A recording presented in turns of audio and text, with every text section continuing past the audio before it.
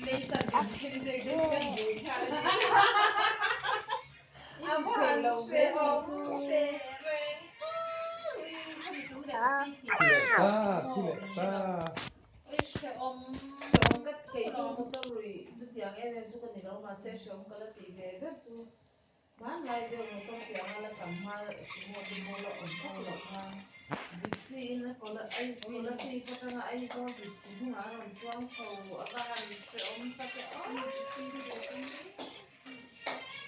dấu đi trong qua thì lại thấy cái gì cũng mà cái lần trong tối nay xe ôm cái gì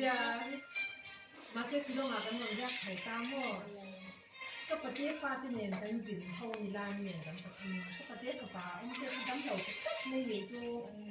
ส่วนบุญญาณาของใครโดนนะบุญญาณาพวกใครเด็กเป็นผู้มากันเลยอุ้มมาเสีย